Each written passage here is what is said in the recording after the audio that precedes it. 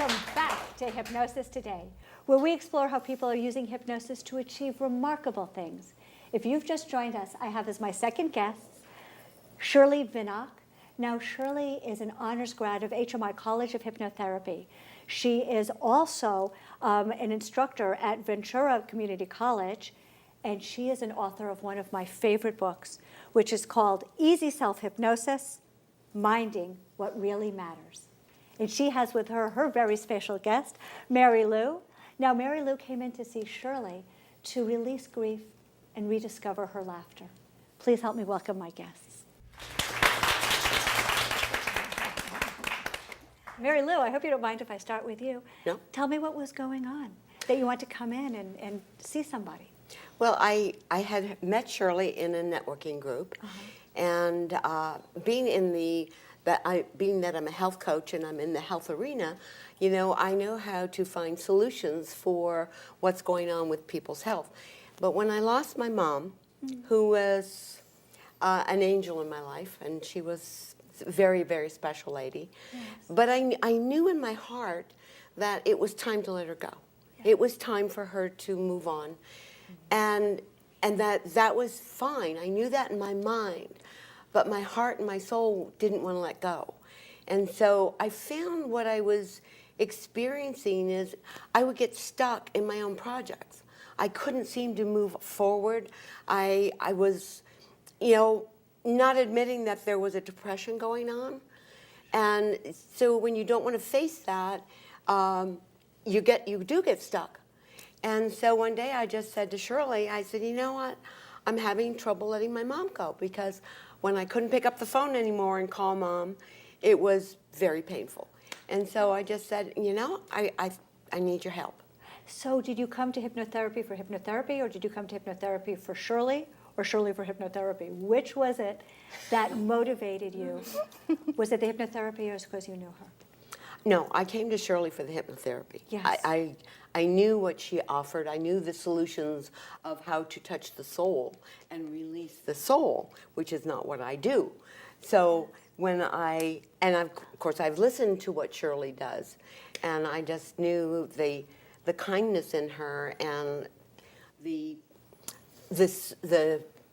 gentleness of what she does. You know, I'll abuse you because I'm too loud.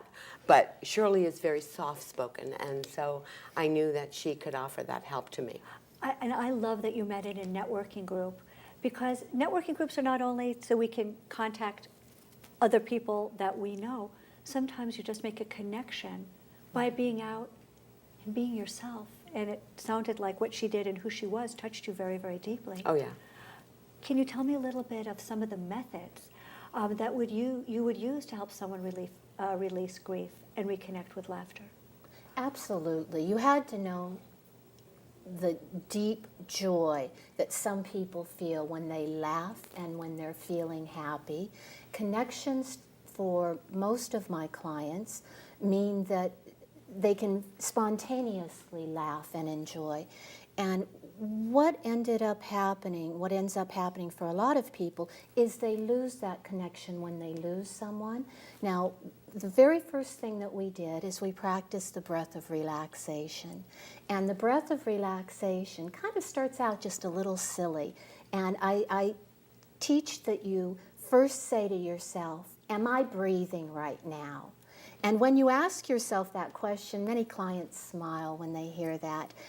But it allows you to focus on your breathing. And then you breathe in just in a normal manner, and it flows throughout your entire body. How was that for you, Mary Lou, to have her ask, are you breathing? Did it make you more aware, help you relax and begin to get in touch with your physical body again? It really did, because I had no idea that I was holding that breath, you know. And when she started, you know, we started going through that, it was like all of a sudden I felt this, you know, that I was getting more oxygen, that I was getting more air, and I was relaxing more in the process of it. I think it's really profound, because you need your breath in order to have your laugh.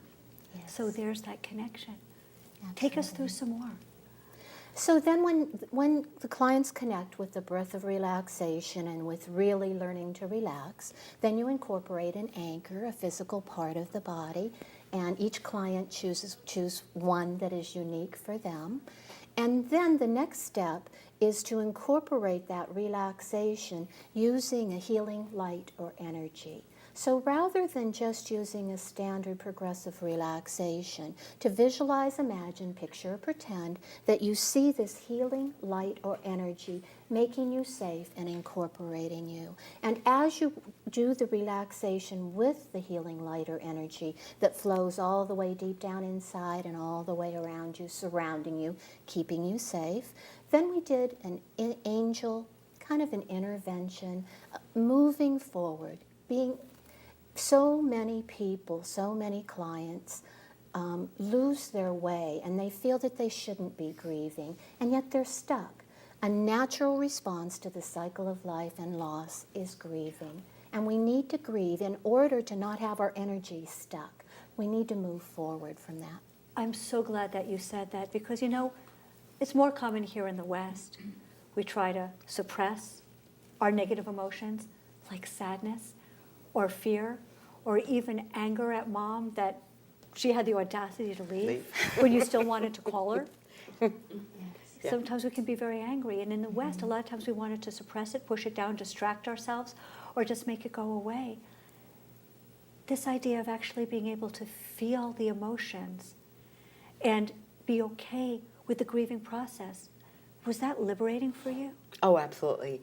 And, you know, and when she took me through this process, it was like, I think the biggest memory I have, I remember her soft talking and going down that path. But I think the biggest thing that she did with mom is she ended up bringing mom into this incredible garden. Mm-hmm. And mom was there with this beam of light. And just the sunshine, and that's one of the things that I always think of now with mom is she made the sunshine. She said, always think of your mind, mom, just being part of the sunshine.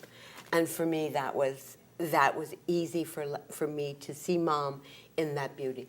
And with seeing mom in that beauty, how were you then able to let go of what you were holding on? I just, you know, it was because I knew she was safe and she was in this incredible place and she was part of the sunshine. Yes. She was no longer here radiating that sunshine in her being, but she radiates it wherever she is at this point and sends it to me. Yes. Because that's one of the things that Shirley had me see is mom sending her sunshine back to me all the time. And it's very interesting, you just used a word that you used, not only that mom's safe, but Mary Lou, even with mom gone, you're safe too. And there was that word coming up through the subconscious mind into the conscious mind, feeling that safety. Yeah. And this is kind of a weird question because we talked about letting go of grief and rediscovering laughter. You know, sometimes when we're sad or we lose someone, we don't give ourselves permission to laugh because we should be like sad all the time. Tell me the connection between letting go and rediscovering your laugh. Go ahead. Again, you know, with being able to touch mom verbally, just talking to her whenever I chose to do now. My mother was sunshine. Yes. In this life, her biggest goal in life was to make somebody laugh and smile. And so I realized that this is not where she wants me. Mom wants me to let go. Mom wants me to carry on her laughter and her joy. Yes. And that's what Shirley helped me realize, that, you know, I am mom. Now I take mom's role. She's released it to me, and now my goal is to bring that laughter and sunshine to people. Tell me how you're doing it in your present life. How are you bringing that laughter and sunshine? Oh, I go out and slap people upside the head. It's a therapeutic method. Yeah. Not one I recommend, but it is a therapeutic method. No, it's in everything I do. You know, I've been a hairstylist for 36 years. I have the greatest clients, and to bring the laughter to them, to be silly with them while they're in my chair, to pull on their hair and just go, And they're saying, you're mean. And I'm going, yeah, isn't that great? And you're paying me to do this. So I get to joke with people and just bringing my other entities of what I do to bring joy to people.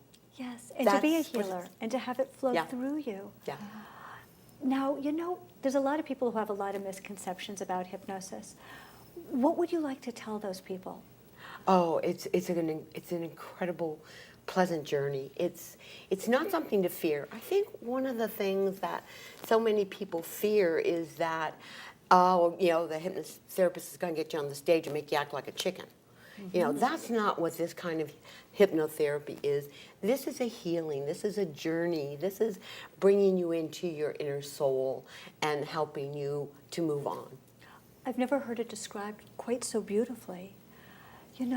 Shirley, everyone's going to want to know more about releasing grief and rediscovering laughter, or this type of unique angel journeys and imagery journeys that you do. And everyone can reach Shirley Vinock on hmigrads.com. Well, you know what? It looks like we're out of time for today.